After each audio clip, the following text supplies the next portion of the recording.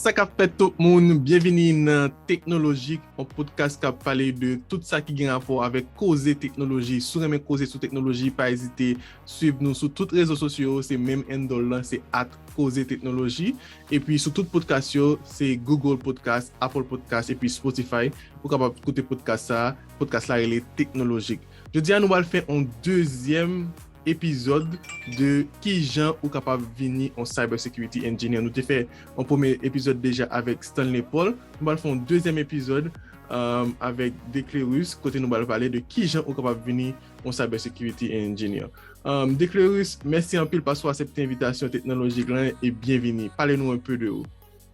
Merci parce que vous avez accepté d'inviter moi et moi bien content pour participer avec vous dans l'interview ça. Excusez-moi, c'est la première interview moi gagné public que moi faire. Dans ça qui a un rapport avec cybersécurité. Super. Ouais. Vous travaillez comme cybersecurity engineer pour DXC, qui c'est une grosse compagnie. On travaille pour Huawei, qui c'est une grosse compagnie qui fait téléphone. Et je dis, on travaille comme cybersecurity consultant. Qui ça que vous faites dans le job actuel ou comme cybersecurity consultant? Normalement, quelques petites précisions avant que nous continuions. Pour Huawei, moi, je travaille comme cybersecurity engineer. C'était beaucoup plus comme data engineer parce que le bachelier moi en Chine, ensuite le bachelier moi j'ai eu l'opportunité pour que moi j'étais capable de travailler pour Huawei. Moi je travaille à peu près pour 3 ans, mais c'est pas dans le domaine de sécurité. Yeah. Avec DXC, moi j'étais capable de signer un internship parce que moi j'ai un master en cybersécurité de l'Université libre de Bruxelles. Dans le master, il y a un travail qui est obligatoire, c'est gagner un internship, like mandatory internship, sur les donc, moi, j'ai gagné l'opportunité pour que moi, je fasse un internship avec DXC et c'était un wonderful internship, je peux dire. OK. Maintenant, quel type d'activité que un cybersecurity consultant fait, par exemple, quand on travaille avec nous? OK. D'une manière générale, sans que moi, pas entrer dans le contexte que je travaille avec nous là, pas venir sur ça. Mais le domaine de cybersécurité, c'est un domaine qui est vraiment large, qui gagne un pile aspect là-dedans. Donc, on est capable de mettre dans deux grands là qui c'est defensive part et offensive part. Excusez-moi parce que on parle d'un pile terme en anglais. C'est pas grave parce que c'est ça lié. Non. Anglais, il y a des termes qui techniques, nous ne pouvons pas traduire. OK. Pas un problème. On parle de offensive part, ça c'est le côté où on chercher attaquer un système. Donc, dans le cas ça, on a beaucoup plus de red teaming. Le red teaming, c'est ça, c'est le côté que on va essayer de pénétrer un système, garder pour essayer de gagner une vulnérabilité et on est capable d'exploiter la vulnérabilité. Donc, ça, c'est l'offensive. Defensive, c'est ce qu'on appelle le blue teaming. Le blue teaming, c'est chercher, garder pour être capable de protéger une infrastructure digitale contre des équipes offensives ou bien des hackers. Okay? En fait, les pirates. Les pirates. Donc, ça, les pirates en français. Donc, parler de sécurité, en fait, nous parlons dans chaque umbrella ça y est, on est capable de jouer un pile aspect là-dedans. Moi-même, côté me situé, beaucoup plus situé, je dis, sur le côté défensif. Donc, là, je fais beaucoup plus de défense, de cybersécurité, parce que je travaille dans le team, côté moi, je travaille comme analyse de SOC, ça y est en anglais, SOC analyst. OK. Et moi, je fais gestion de vulnérabilité, des choses, pen testing, mais c'est pas gestion de pen test, moi, pas faire pen test. Pen test, c'est l'autre là, c'est offensive. Donc, c'est beaucoup plus dans ça, moi, situé. Maintenant, en tant que SOC analyst, ça ne décarré on monitorer différents réseaux, activités dans le réseau. Qui genre, pas sacré les gestions de vulnérabilité, en quoi ça consiste exactement? OK. Normalement, là où on entend parler de attaques en cybersécurité, c'est toujours des événements malheureux qui exploitent une vulnérabilité dans le système. Et là où les une vulnérabilité, on dit son point faible, côté qui permet que ou capable de détourner un target ou bien un système de ça que vous êtes supposé faire. Et dans tout système, là, ou essayer, soit essayer protéger, ou essayer protéger des données et ou essayer de protéger trois aspects dans le système, qui c'est la disponibilité du système ou des données et l'intégrité, ça ou l'intégrité en anglais et confidentialité. Donc, c'est ça que nous, les CIA en anglais, qui signifie confidentiality, integrity and availability. Normalement, on gagne l'objectif de toute entreprise, c'est capable de protéger les données que vous gagnez, protéger les assets que vous gagnez. Donc, il y a un aspect qui peut permettre que données que vous gagnez, assets exposés, c'est vulnérabilité. Et l'objectif de vulnerability assessment là, c'est capable de monitorer le système pour détecter des vulnérabilités et s'il le faut, c'est capable ou patcher les vulnérabilités qui existent pour assurer que ou diminuer le risque qui gagne pour que gagne une vulnérabilité et qui a débouché sur attaque sur le système là. Donc, son activité qui est proactive, c'est-à-dire ou regarder, veiller, ça qui passe sur le réseau, regarder qui faille ou bien vulnérabilité qui gagne et puis corriger. Maintenant, qui est exemple de correction que vous habituez en général dans l'entreprise qui fait dans la gestion de vulnérabilité? En fait, on parle de correction, donc normalement, la meilleure des corrections, c'est patching. Donc, patching, donc, au détecter vulnérabilité, et puis au patcher. Patcher, ça veut dire que ou appliquer des updates qui peuvent éliminer vulnérabilité. Ça. Cependant, ce n'est pas toutefois qu'il est possible pour que ou patcher une vulnérabilité parce que il n'est pas disponible. Ou du moins, est-ce que vous êtes capable de un patch qui est disponible, mais si vous allez mettre le système ça à jour, il doit avoir pour des descriptions dans le service que vous avez là. Donc, parce que l'existence d'un business, c'est d'une organisation, dépendamment de l'organisation, c'est un service, soit avec client. À client. Donc, normalement, et si son entreprise qui a fait ça pour l'argent, donc, normalement, priorité A, c'est capable d'entrer l'argent. Donc, capable de gagner un patch qui existait pour sécurité, un patch sécurité, ça veut dire security patch, ou pas appliquer tout simplement parce que soit appliqué, il est capable de porter plus de dégâts que l'État pourra ranger. Parce que faut regarder aussi l'économie du patching. Parce que vous ne pouvez pas que ou le patcher, il faut plus store que ou pas de patch. Normalement, si patch là pour break down stuff, donc, hey, you need to say, hold on, like, on ne peut pas patcher. Est-ce que ça veut dire que vous pouvez garder comme ça? Non. Et dépendamment de qui vulnérabilité qui est en question, capable de mettre des mesures de contingence en place. Par exemple, capable de monitorer et logo et garder. En fait, ça, on ouvre dans le socle là, on capable de faire des use cases dans le socle. C'est des son technique qui permet tout capable d'analyser de log et détecter une anomalie. OK?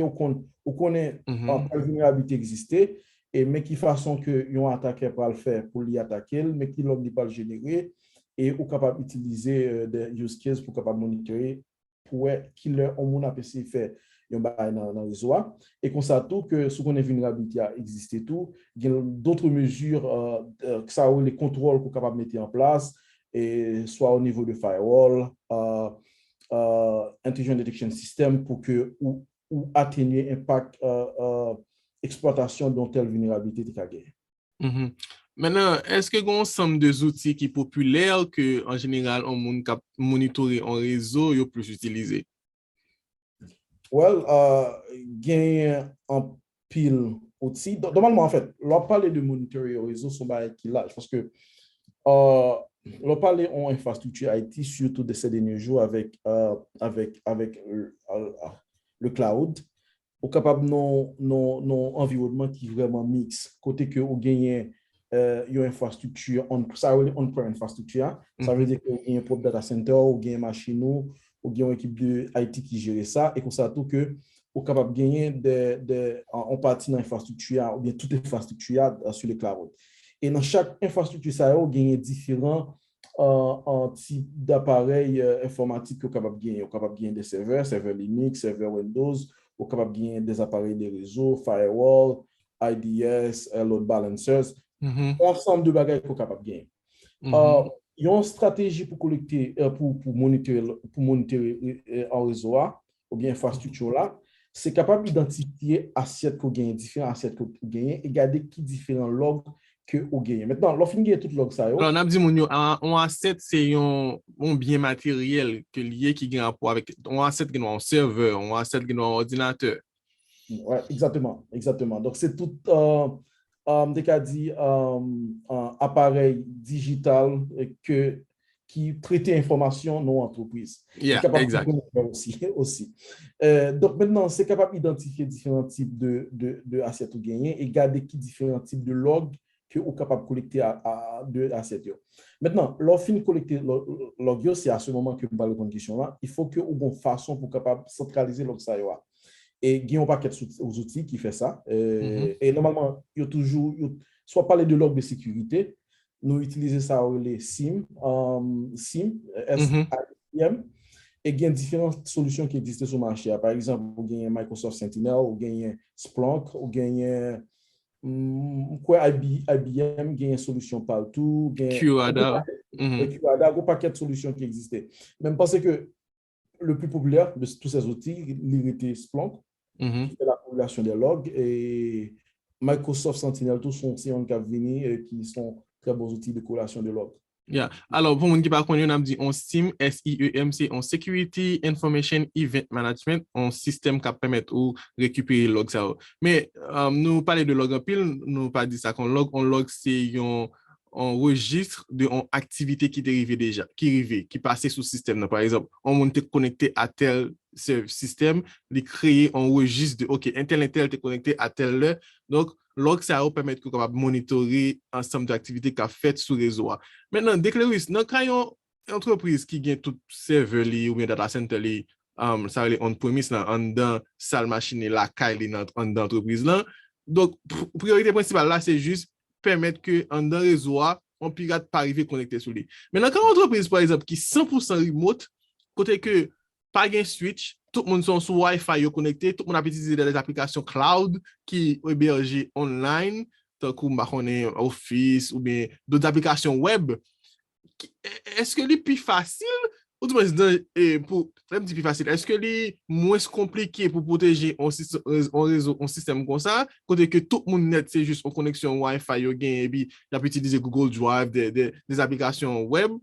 Est-ce que c'est même danger qui gagne ou bien les plus difficile pour que on pirate attaquer puisque pas gagner vraiment et dans l'entreprise là autre que système que nous connecté sur un browser sur internet là.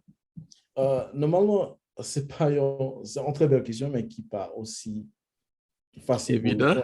Mais qui pas aussi évident. Donc, dis qui est-ce qui est plus facile pour protéger, pas quoi gagner une réponse qui peut le faire l'unanimité. Peut-être qu'elle dit, bon oui, au système on-prem, côté que tout bagage est contrôlé, ou capable de contrôler accès physique, ou capable de contrôler, ou capable de décider qui sont net utilisés, qui sont envoyés sur Internet, qui sont permettre d'entrer. Et au capable de dire cloud là, bon, ok, par exemple, si on parle pour les plus grands providers, AWS, GCP et Azure. Au cas de c'est de cloud public, ok, tout ça, si gain de telle pensée, oui, c'est vrai, mais ça pas pour autant dire que les plus facile pour protéger on-prem infrastructure que une infrastructure sur cloud. Normalement, il dépend d'un pile facteur. Et chaque environnement, ça y est différent l'un à l'autre. Approche pour sécuriser tout, il est différent de l'un à l'autre. Par exemple, là où parler d'une infrastructure on-prem, traditionnellement, nous beaucoup plus ouais, ça relève security in depth. Concept security in depth là, c'est capable de définir ça. C'est capable de gagner une couche de sécurité et diviser en data center ou bien entreprise là en plusieurs zones de sécurité. Peut-être si il y a des gens qui est habitué avec sécurité en networking, ou quand on entend parler de DMZ. Zone démilitarisée. Ouais, zone démilitarisée. Zone privée, tout ça, et normalement, on est capable de gagner des applications qui sont dans le front-end application, back-end application, et on peut toujours mettre des firewalls, IDS, tout ça pour capable essayer de protéger le réseau au maximum. Mais en fait, d'après recherche et puis d'après évolution tout qui gagne dans la technologie, et ouais, même dans ça, tout, c'est pas la meilleure approche qui gagne parce que menace là, il tout partout, hein. On est capable de gagner une menace qui vient externe, de facteurs externes, comme ça, tout, menace là, tout, il est capable de venir tout de l'interne. OK, mais c'est pas ça beaucoup plus question. Hein. Mais conception, ça tout par le fait que vous venez regarder comment vous protéger l'infrastructure. Et qui c'est au lieu que vous basez sur security in depth, côté que vous mettez en pile firewall, vous pourrez faire un bagage qui est côté nous parle dire bon OK, au lieu que nous parle seulement mettre firewall, IDS, mais aussi nous parle regarder là où on a essayé de gagner accès à une ressource, est-ce que vraiment l'habilité pour gagner autorisé à la ressource là. Et c'est ça qui fait que qui vient avec l'autre aspect dans la sécurité, qui c'est IAM, Identity Access Management, et qui a un pilote umbrella là-dedans, par exemple, PAM, Privileged Access Management, NPM, Privileged Endpoint Management, des trucs comme ça. Et évolution ça de on-prem infrastructure, je ne pas dire que les vient exporter vers le cloud, mais on vient joindre peut-être les deux à influencer l'autre. Dans la mesure où que on peut utiliser le concept de Zero Trust Network pour protéger des ressources sur le cloud. Et par exemple, si vous utilisez un Microsoft Service, par exemple, vous pouvez permettre, parce qu'on connaît gagné Active Directory, tout ça, et il y a un paquet de facteurs qui sont capables d'utiliser pour que vous capable de contrôler qui gens ont accéder avec ressources qui gagnent soit sur le cloud, soit on-prem. So, les pas gagnent en réponse facile, qui est ce qui est plus facile, mais il y a une évolution qui a fait et je pense que dans la direction que en technologie a avancé avec surtout le Zero Trust Network Approach, côté que vous basez beaucoup plus sur identité de sujet. L'on parle de sujet ici, sont termes techniques qui dit ils ont bagage qui prend action sur une donnée. Il est capable de monde et il est capable de tout un service. OK? Donc, beaucoup plus attribuer une identité à chaque service ou bien à chaque monde qui vient pour faire une action sur un objet ou bien une donnée et il va essayer de contrôler l'accès à eux et réviser et puis garder ça qu'on fait pour capable gagner une sécurité qui est optimale. Ou te fait un post récemment quand tu parlé de 5 façons que le monde est capable d'entrer dans la cybersécurité, que je remets ça en pile. Nous allons entrer là-dedans là directement. Ou te dit que premièrement, il faut qu'on comprenne qui genre on attaque framework fait, c'est-à-dire tant qu'on MITRE et puis ATT. Deuxièmement, il faut qu'on pense tant qu'on pirate. Troisièmement, il faut qu'on capable comprendre, dire un groupe de données et puis qui source données ça. Quatrièmement, on dit il faut qu'on fait des requêtes tant qu'on qui pour chercher dans un ensemble de données qu'on gagne. Et puis cinquièmement, on dit il faut qu'on familiariser avec attaque commun et puis qui gens sont capables de performer ou même. Donc, est-ce qu'on est capable de faire un petit passer sur chaque 5 ça pour moi, s'il te plaît? OK, sans parce que moi, fait longtemps, je ne fais pas de tout. Alors, première, vous avez dit comprendre et framework attaque, donc MITRE et puis ATT. Juste définir qui ça, comment on MITRE attaque fait et puis qui ont ATT attaque fait. OK, normalement, leur performer en attaque, il y a plusieurs phases dans l'attaque. Il y a une phase de reconnaissance, je ne vais pas énumérer toutes phases, mais il y a une phase de reconnaissance, delivery, execution, escalation, et puis, OK, extraction de données, tout ça.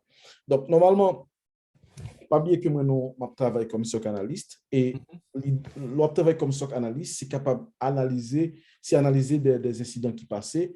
Et chaque incident qui passait, en fait, je pourrais définir ça qui est un incident de sécurité. On a parlé de ça déjà, mais je vais prendre encore.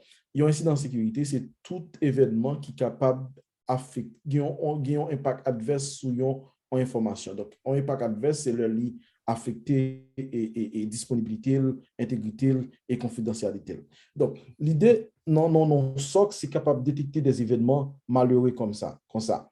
Et normalement, le attaque là, enfin, si par exemple, il y a un hacker pour voler en données dans l'entreprise. Donc, avant d'arriver pour le prendre données, pour extraire données, pour le voyer, pour le voyer vers l'extérieur, grand pile bail pour le faire. Faut qu'il fait une phase de découverte.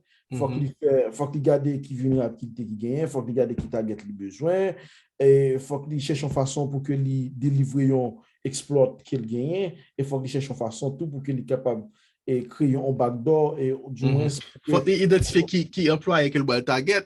Target, ouais, dans social engineering, tout ça. Donc, on parle de delivery, il est capable de plusieurs façons, il est capable de purement technique, il est capable l'aspect humain, côté qui va essayer d'exploiter vulnérabilité qui est dans le monde, de social engineering. Donc, on scam. Yeah, scam, yeah. Et tout ça rentre dans le cadre, et Meter, son framework qui vraiment définit chaque étape ça, et qui montrait que qui différentes tactiques techniques que on hacker utilisé pour que exploiter une vulnérabilité. OK. Et alors, ATT lui-même, il fait partie de lui ou bien son l'autre bagaille? Non, c'est dans ATT où je une attaque technique et c'est technique et tactique. OK. Donc, on suppose réfléchir tant qu'on pirate. Qui ça qui est dans le mindset en pirate pour capable combattre lui? Pas oublier, au début, moi, je parlé de deux grands brûlats qui sont en cybersécurité. Moi, je parlé offensive et défensive. Moi, c'est dans défensive là. OK. Positionnement, c'était beaucoup plus comme un defensive security analyst. Ça veut dire quoi? Si je défends un bagage, il faut que je connaisse qui j'ai attaqué. Yeah. Normalement, il faut que je connaisse qui technique attaquer à utiliser. Et il faut que je connaisse, si je connais tactique, donc si je connais technique, il est facile pour que je sois capable de prendre des mesures pour me protéger tellement contre moi-même.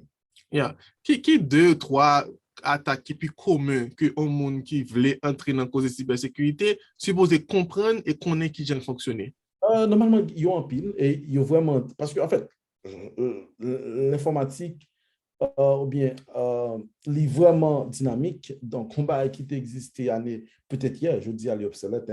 Par exemple, si on prend, par exemple, avec Windows, jusqu'à Windows 7,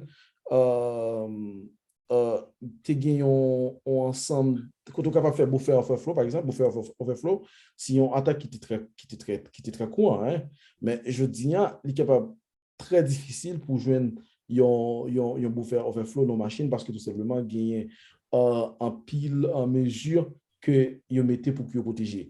Mais en fait, normalement, pas oublier qu'il y a un autre qui m'a été dit. Maintenant, on a une sécurité qui est sorti dans Defense in Depth. En fait, tout Defense in Depth toujours là, mais qui a évolué vers Identity. Côté que vous vraiment chercher à identifier l'utilisateur d'une infrastructure digitale. Il est capable de service tout. Et maintenant, il y a un outil qui est utilisé plus pour identifier l'utilisateur, c'est Microsoft Active Directory. Yeah. Donc, si on est qui pour attaquer pour voler l'identité, donc on connaît plus de bagaille. Oui, parce que vous prenez un compte Active Directory, si son admin compte même, on a zéro, on a réseau, et puis... Donc, où tout aller. Donc, il est vraiment grand pile. En fait, la technologie a évolué, donc attaquer varier de un moment à l'autre. L'idée, c'est toujours être à jour pour qu'on ait qui attaque qui plus commune dans le moment. Par exemple, il y a quelques mois, on a eu Log4j. Log4j vont attaquer en décembre. Après ça, on a gagné Spring for Shell. Et il y a un pile 0D attaque aussi. Donc, il vraiment pas gagné, dès qu'on dit que pas gagné, en fait, il y a un pile attaque. Tout le monde qui a peine à venir dans le métier, donc normalement, on est capable de toujours prendre les classiques, d'une manière pour habitué avec les attaques, mais si que aussi un monde qui a expérience, qui a travaillé dans le métier, donc c'est l'idée, c'est être à jour, Twitter son bons amours, cap bon pile d'informations sur de nouvelles vulnérabilités qui existaient que vous capable d'exploiter. Mais encore pas oublier que si que vous capable de gagner, si vous capable d'attaquer Azure Active Directory, ou bien Active Directory, Azure Active Directory, c'est pas de bail qui différent, il y aurait lié, mais pas même. Sont capables d'attaquer un domaine controller, donc il y a plus de bagages qu'on est capable de jouer. Alors, on a dit, Mounio, il y a un zero day attaque, c'est une attaque côté que personne pas connaît vulnérabilité, ça a existé, on pirate fait exploiter, et puis c'est qu'on y a pas prendre de lui. Est-ce qu'on conseille pour une entreprise qui voulait make sure que les diminuer risque pour prendre un ransomware attaque? OK. Normalement, on va parler de ransomware, c'est une attaque dans toute attaque. Hein. On ne peut pas le faire. Est-ce que vous voulez parler de ransomware directement? Parce que je pense que soit entreprise ou ont de bonnes pratiques de sécurité, ou protéger tout contre un pile attaque, y compris ransomware. Et on est capable d'aborder question ça d'une manière beaucoup plus large pour me parler de qui gens que vous capable de protéger tout comme entreprise. Et on n'est pas capable d'éliminer les risques d'être attaqué, on ne peut pas les éliminer. Mais toutefois, on peut les atténuer. Donc, on est capable de prendre des mesures et pour que vous atténuer et attaque qui a fait sous vous, ou bien en fait, impact attaque qui a fait sous parce que attaque est capable de diminuer. Vous capable de diminuer impact que capable de gagner sous. Et pas oublier que impact une attaque, c'est un facteur de vulnérabilité qui existait et puis l'éventualité que quelqu'un, un hacker, cherche à exploiter vulnérabilité, ça y va. Et normalement, il y a une meilleure façon que on est capable de faire pour qu'on ait pour diminuer les risques en termes ou bien impact et risque qu'on gagne en termes de infrastructure digitale. Gagne un framework qui pour ça qui c'est le NIST framework qui gagne en 4 phases là. La première phase là, c'est une phase de préparation, une phase côté web détecter attaque et web analyser. Il y a une phase côté que si jamais on gagne une attaque, on est capable d'éradiquer l'attaque là, ou bien essayer de contenir l'attaque là, ou bien si l'attaque là finalement est faite, comment on est capable de passer à un recovery, disons, remettre des attaques là, et si l'attaque là finit passer, que ou remettre de lui-même, comment, qui sont prêts à apprendre de l'attaque ça. Et maintenant, on ne va pas parler de toute NIST framework là, mais on va parler plus ou moins de aspect de préparation, que moi, je pense que c'est un aspect qui est vraiment essentiel pour toute entreprise, qui gagne une infrastructure digitale et qui, c'est de bagailles qui a géré des données importantes, peut-être des données industrielles, ou du moins des données sensibles à monde. Par exemple, moi, je vis en Europe, pour que données personnelles, c'est de bagailles qui extrêmement importantes, il y a une loi qui gère. Donc, si il y a un breach qui involve données personnelles, il y a une entreprise qui doit recevoir un grand amende pour ça. Donc, on gagne obligation pour protéger. Et comme ça, tout, il y a des attaques tout qui sont capables de empiler l'argent. Donc, maintenant, si on fait une bonne préparation, il y a une pile possibilité que vous capable de diminuer l'impact ou bien capable de diminuer le risque. Maintenant, qui ça phase de préparation dans MISP framework là, il dit, normalement, il y a un ensemble de paramètres que vous supposez mettre ensemble. Par exemple, d'abord, il faut qu'il y ait des ressources, la ressource humaine, les humains. Donc, il faut qu'on ait d'employés, enfin, d'experts en cybersécurité qui gagnent un pile skills. Normalement, on a parlé dans l'industrie côté un pile shortage. Il est capable difficile pour jeunes. Mais comme ça, tout, on croit que gagner des entreprises tout qui permettent tout capable d'outsourcer. C'est ça que ça me dit security as a service. Même si on gagne infrastructure as a service, côté que on est capable de permettre une compagnie externe faire gestion de sécurité pour. Et normalement, si on gagne des employés en interne, il faut qu'on rassure qu'ils sont toujours à jour au bio formation qui est nécessaire. Et non seulement qu'il faut qu'on target des employés des experts en sécurité, mais aussi il faut que l'entreprise là, dans son ensemble, implémenter des mesures pour que augmenter awareness of security awareness, pas seulement pour des personnes qui touchent à la sécurité, mais pour tout employé. Parce que il y a un maillon faible en sécurité, c'est moi. Donc, on trouve toujours faire des sensibilisations avec tout employé. Et pas seulement des sensibilisations, même parfois faire des social engineering, des exercices de social engineering. Donc, simuler d'une manière à ce que pour qui est ce monde qui parle prend dans trap là et normalement si il y a monde qui prend dans trap là on fait formation pour eux et comme ça tout va bien entreprise qui utilisent des techniques par exemple il fait formation pour eux il fait security training awareness il organise des exercices et puis si que il y a des monde qui toujours victime il gagne plus bagaille peut-être qu'il capable bon on prie qui encourage les gens qui fait ça bien comme ça tout il doit faire il y a des gens qui fait mal tout. Par exemple, si nous font en campagne, OK, nous voyons un lien pour vous, un employé qui clique là-dedans, ou qu'on n'a pas supposé cliquer là-dedans parce que nous faisons security training awareness pour vous. Donc, à mettre non, nos board de shame of the week. Shame of the week.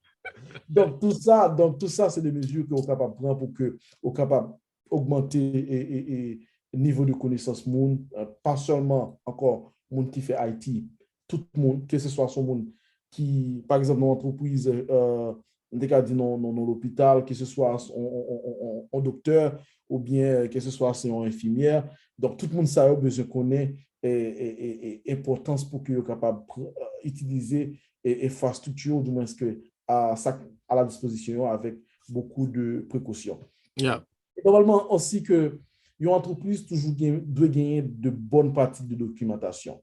Ça veut dire qu'on suppose gagner des politiques de sécurité très bien définies, on suppose gagner des procédures qui bien établies si il y a un incident que le monde qui est là pour répondre à l'incident supposé suivre et supposé gagner un bon plan comment pour communiquer le gagnant en crise. Parce qu'il y en a plus gros problème qu'il y a dans l'entreprise, c'est que vous gagnez des gens qui sont déformés, mais si que pas gagner une stratégie de communication, là, bah, il va pas marcher bien parce que souvent, les qui technique là, les qui technique qui parle pour décision, femme qui technique là, parle pour décision, qui parle faire des interventions techniques, ce n'est pas les mêmes qui forcément qui parlent en décision. Par exemple, disons que nous avons un virus qui a propagé. Est-ce que nous supposons shut down service?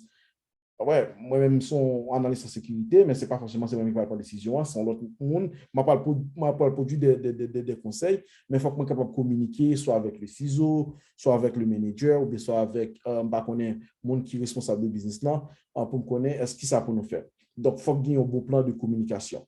Je ne sais pas sur quelle question, ou bien est-ce que... Yeah. Non, mais c'est super. OK. Et normalement, dans le cadre de préparation encore, on gagne me parler de employés, former employés, y compris des employés techniques et non techniques, on parler de documentation. Et l'autre partie dans la préparation, c'est des mesures défensives que vous mettez en place. Et par exemple, nous te parlé de log, donc on va juste en frontière aller sur ça encore. Et il faut que vous mettez des mécanismes pour capable collecter de log. Et aussi, il faut que vous gagnez aussi des méthodes pour capable en contrecarrer virus. Par exemple, si c'est des machines qui pour un utilisateur lambda, il faut que vous gagnez antivirus, il faut que vous gagnez des détections, des systèmes de détection de menaces, et il faut que vous gagnez un bagage qui est les EDR, Endpoint Detection Response, donc qui permet d'analyser comportement et au niveau de endpoint qui sont endpoint sont un ordinateur qui ont utilisé ou bien leur device, on capable en mobile device qui ont utilisé pour capable analyser, collecter logs et puis voyez on va décentraliser. Et normalement, il faut qu'on ait un SIM, donc on peut parler de définition de un SIM déjà.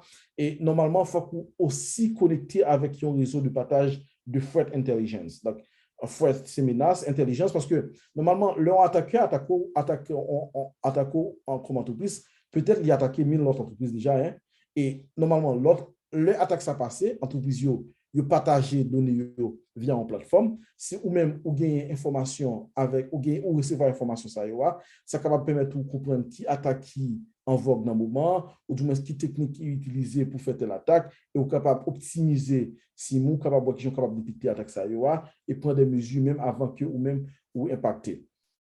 Et l'autre bagage que l'entreprise toujours supposée faire encore, c'est mettre des mesures de sécurité contrôle et assurer tout que chaque serveur ou gagné ou chaque machine ou gagné, yo vraiment yo gagné le minimum strict. Parce que parfois, on est capable de un monde qui gagne un web server, mais sur web server ça, ou gagné une application, ou gagné un service lambda, ou gagné un service en file server là-dedans, donc et Samba. Si par exemple, une application web, vous n'avez pas besoin de Samba parce que Samba, c'est Juste un partage de fichiers. fichier, donc dans l'application web, pas besoin. Donc, et le concept de hardening, pas connaît vraiment qui ont dit ça. Restriction, on mettait, Ouais, le son mettait bagage, juste son sans bagage, besoin, on mettait. exactement, ce bagage qui est en pile entreprise négligée, mais qui est extrêmement important. Parce que dans le système, plus ou de services, c'est plus ou exposé. Donc, l'on fait Yeah, hardening ou diminuer surface, ça on est attack surface là. Donc, yeah, yeah. on y moins. Et normalement, et non seulement on supposé diminuer diminuer attaque surface, aussi il faut continuellement à faire ça les vulnerability assessment là que nous avons parlé déjà, et il y a plusieurs aspects là-dedans. Donc il y a vulnerability scanning, il y a configuration scanning.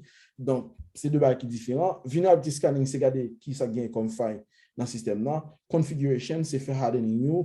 Il y a des standards qui existent qui disent, par exemple, pour configurer un serveur Windows, qui pour configurer un serveur Linux, qui gagne une web application, etc. Et donc, pour capable prendre standard ça, ou scanner machine pour voir est-ce que ils répondent à ensemble de critères. Alors, l'autre aspect que moi t'ai parlé, qui c'est le dernier aspect, bon, qui pas dernier aspect en termes de préparation qu'on a fait, mais m'a fait dans l'interview ça, c'est aspect que on capable toujours faire backup du système ou en termes de préparation. Bon, ça c'est pigo, ça c'est ça, c'est un élément clé. Ouais, exactement. Bon, en fait, cependant, il n'est pas toujours facile parce que faire backup, il vient avec un coût parce que il y a une entreprise qui est capable de gagner des gigabytes d'Internet, de données, il y a une entreprise qui est capable de gagner des terabytes, pentabytes. Et donc, plus de données au gain, donc ça parle coût, gain en coût en storage. Il n'est pas souvent facile, mais il est beaucoup bon que pour garder ça comme une bonne pratique, capable de gagner backup. Et non seulement que vous avez un backup, il faut que le backup là tout est vraiment bien protégé parce que si vous avez un backup qui est capable de compromis à son tour, donc ça ne sert à rien. Et il faut que vous ayez un backup là. C'est important. Il y a mon ali un backup et backup là sur le même réseau. Donc, ça, si le réseau a compromis, backup là compromis tout. Pas qu'il y a tout compromis. Donc, il faut que vous ayez un backup là ou assurer que il y a des mesures additionnelles qui mettent en place pour que vous soyez capable de protéger le backup là. Et il faut que le backup là tout est toujours à jour. Par exemple, sur un système donc, qui update chaque jour et puis on fait backup chaque mois. Donc, ça ne sert à rien parce que on va perdre un mois de données. Donc, nos entreprises, par exemple, commerciales, ça peut être capable d'inacceptable. Super. Donc, c'est deux mesures qui ne sont pas en liste exhaustive, qu'une entreprise capable toujours prendre pour assurer qu'il y a une bonne préparation, une bonne hygiène de sécurité, et ça qui est capable de permettre de réduire l'impact d'une attaque gagnée contre le système, voire diminuer, mais on n'est pas capable de toujours éliminer, mais on est capable de vraiment diminuer. Wow, super. Je pense que c'est une liste qui est vraiment important que si toute entreprise mettait en application, il est capable de diminuer la surface d'attaque et puis mitiguer différents risques. Alors, il n'est pas souvent facile, ouais, parce que ça vient avec un coût humain. En fait, c'est ça qui fait que l'entreprise est capable de toujours faire une balance entre qui ça qui est priorité pour eux, ça qui est plus critique pour eux, au moins protéger ça qui est beaucoup plus critique. Et il y a un bagage qui gagne tout, par contre, il y a quelques années que en plus l'entreprise était aware que des dépenses en sécurité, c'est pas nécessaire. parce que c'est pas nécessaire, parce que leur fait des dépenses, leur payer un expert en sécurité, par exemple, pour acheter un SIM, c'est pas de dépenses productives. Donc, tu vois, c'est des dépenses qu'on gagne qu'il a. Mais normalement, on va regarder que l'importance que digitalisation a gagné de jour en jour dans la société, que grand l'aspect a touché, que ce soit banque, secteur et santé, et en pilote et secteur. Donc, il est important, quand ça tout attaque à augmenter, donc si attaque menace à augmenter, il faut gagner toutes les mesures qui sont prises pour que nous protéger ça nous gagne comme infrastructure. Plusieurs ne pas supposé ouais tant qu'on coût en cours parce que en fait une attaque il doit gagner il doit pas gagner il doit pas gagner des conséquences économiques, mais il doit impacter réputation tout. En fait, Image compagnie. Donc, il doit une attaque qui prend image ou pas capable de bâtir ça encore. Yeah. Déclarer, c'est un grand plaisir pour me te recevoir dans la technologie pour partager un pile bonne information. Maintenant, dernière question pour si un jeune qui a coûté nous là en Haïti ou bien n'importe quel côté dans le monde là, il dit qu'il veut entrer dans cause dans cause cybersécurité et que il veut faire ça comme carrière, qui étape qu'on pensez, qui première étape vous pensez qu'il t'a supposé prendre et qui accès gratuit, bon, nous connaissons YouTube là, son université liée, mais qui j'en vous pensez que a commencé à intégrer pour commencer à venir en expert dans cause de sécurité?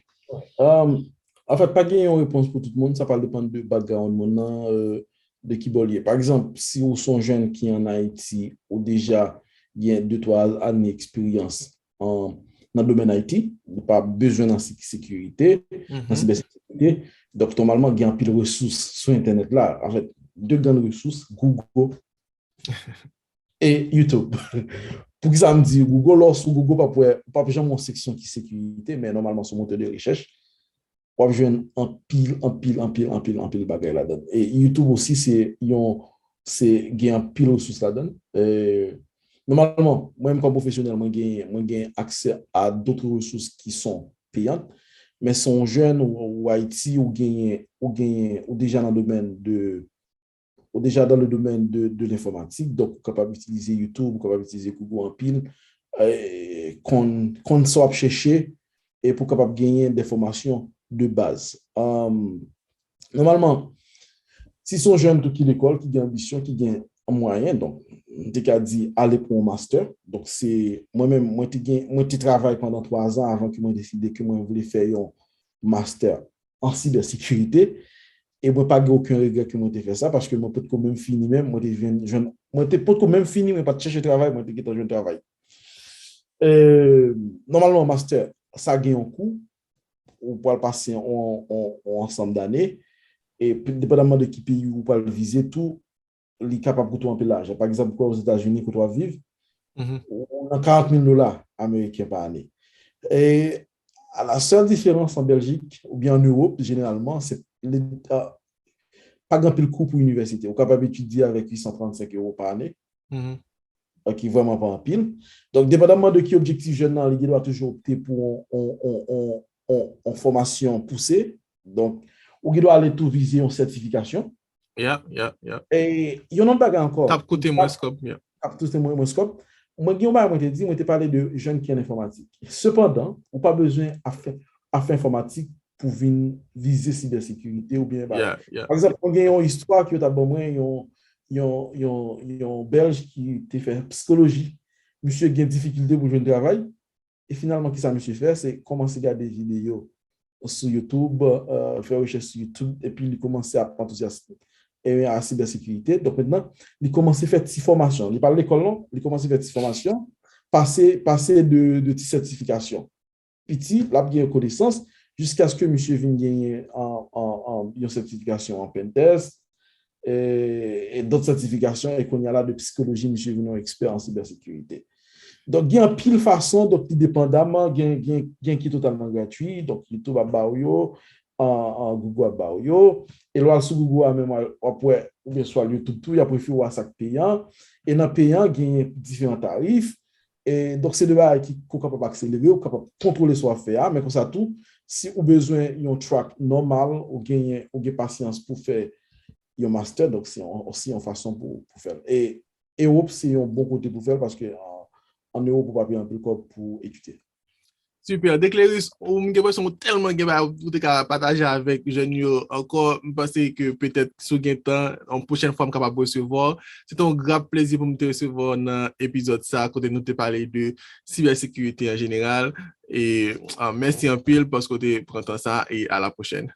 C'était un plaisir pour moi et moi, j'étais content de participer avec vous et moi, toujours à la disposition. Ma petite dans notre invitation, c'est un plaisir pour partager Sam Gain avec Genio, dialoguer ensemble avec vous, échanger avec vous. Merci, à la prochaine. Super, bye bye. Bye bye.